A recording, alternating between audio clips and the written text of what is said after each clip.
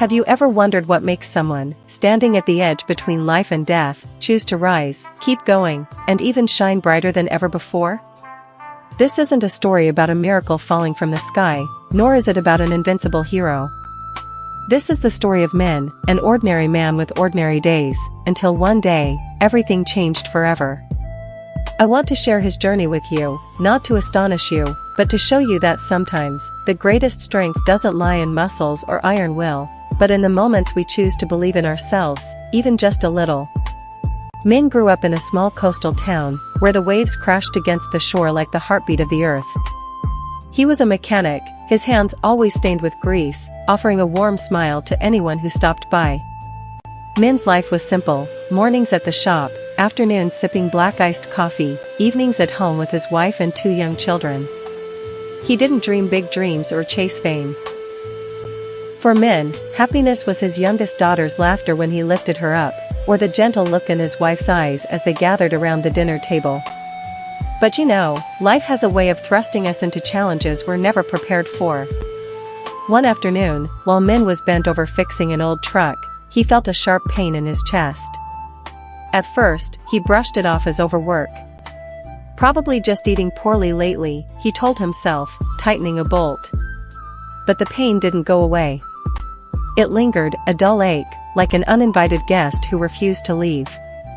His wife, Lynn, noticed something was wrong when he started wincing, clutching his chest. "Go see a doctor, don't be careless," she urged. Min laughed it off. "It's nothing, probably just tired. I'm strong as an ox." But Lynn wouldn't let it go. She practically dragged him to the hospital, ignoring his grumbling about wasting time. The test results hit like a thunderbolt. Lung cancer. Stage 3. The doctor spoke in a flat tone, as if reading a weather report, but for Min, the world crumbled. He sat there, on the cold plastic chair in the clinic, staring at numbers and unfamiliar terms on a piece of paper. 6 months, maybe a year, with aggressive treatment, the doctor said. Min barely heard him. In his mind, he saw only his 2 children playing in the yard, and Lynn, the woman he'd promised to grow old with. "What do I do now?" he asked himself, but no answer came. The days that followed were shrouded in a terrifying silence. Min still went to work, still smiled and talked, but Lynn saw the light had gone from his smile. "I'm fine," he said whenever she asked, but his eyes were distant, as if looking somewhere far away. He started thinking about the things he hadn't done, the Dalat trip Lynn always wanted, the small house he planned to build for his parents, the afternoons he hadn't spent playing with his kids. The more he thought, the smaller he felt against this disease. Can I really fight it? He wondered, and for the first time in his life, Min felt powerless. But you know, sometimes, in the darkest moments, a tiny spark can flicker. One evening, as Min sat on the sofa, his head heavy with thoughts, his youngest daughter, Na, climbed onto his lap. "Daddy, are you better yet? I want you to take me to the beach," she said, her voice clear as a bell. Min looked into her bright, innocent eyes, and for the first time in weeks, he felt his heart beat strongly again. "Daddy will get better, sweetheart," he said, though he wasn't sure himself. But that promise, even if just a fleeting word to his child, became an anchor holding him steady. From that day, Min began researching his illness. He read everything he could, from dry scientific articles to stories of others. He didn't want to just sit and wait. "If I have to fight, I'll fight my way," he told Lynn. She held his hand, her eyes glistening. "You can't give up, okay?" she whispered. Min nodded, and for the first time, he felt a small flame ignite within him. Not because he believed he'd win, but because he knew he couldn't let those he loved bear the pain of losing him. Min entered treatment with a strange mix of fear and resolve. The first rounds of chemotherapy were a nightmare. He weakened visibly, his hair fell out in clumps, and some days, he couldn't get out of bed. "I look like a ghost," he joked with Lynn, but they both knew it wasn't entirely a joke. Some nights, when the house was asleep, Min sat alone on the porch, watching the distant waves and wondering if he truly had the strength to go on. "What am I doing? Can I win this?" The questions crashed over him like those waves, relentless and unending. But sometimes, what changes us isn't a grand moment, but something small and close. One afternoon, as Min lay in his hospital bed, an older woman named Mrs. Lon, a fellow patient, struck up a conversation.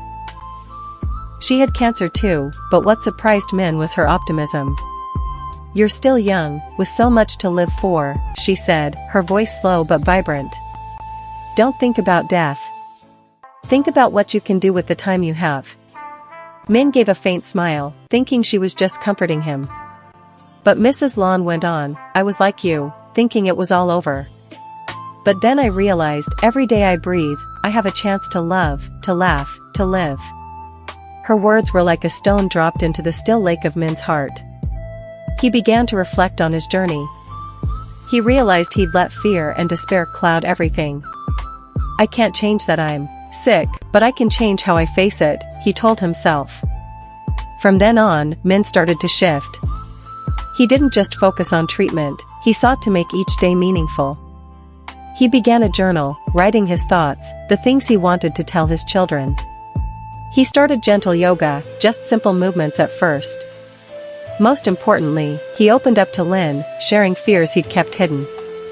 These small changes, like pebbles stacked together, slowly formed a new path. Min was no longer just a patient awaiting results. He became a man who was living, truly living, with every breath. He joined a cancer support group, where he met others, each with their own story, but all sharing one flame, the desire to live. There, Min found empathy, and more than that, he found purpose. He began sharing his story, not for pity, but to spark hope in others. "If I can stand up, so can you," he told a new friend in the group, and he realized that in helping others, he was healing himself. As time passed, Min, who once thought he had only months left, began to feel a profound change. The doctors were surprised to see his body responding well to treatment. "Not a miracle," the doctor said, "but your spirit plays a big role." Min wasn't sure if it was a miracle or not, but he knew one thing: every morning he woke up, he felt grateful. Grateful for the pain that taught him to cherish each moment. Grateful for the people around him who never gave up on him. And grateful for himself, for not giving up.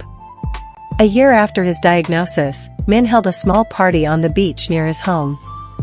It wasn't to celebrate beating cancer, because he knew that journey wasn't over, but to celebrate life. He stood there, under a blazing sunset, watching Lynn and their children play in the sand. Mrs. Lon, the woman who'd changed his perspective, was there too, her smile radiant. "You've done well, Min," she said, and he just smiled, feeling his heart lighter than ever.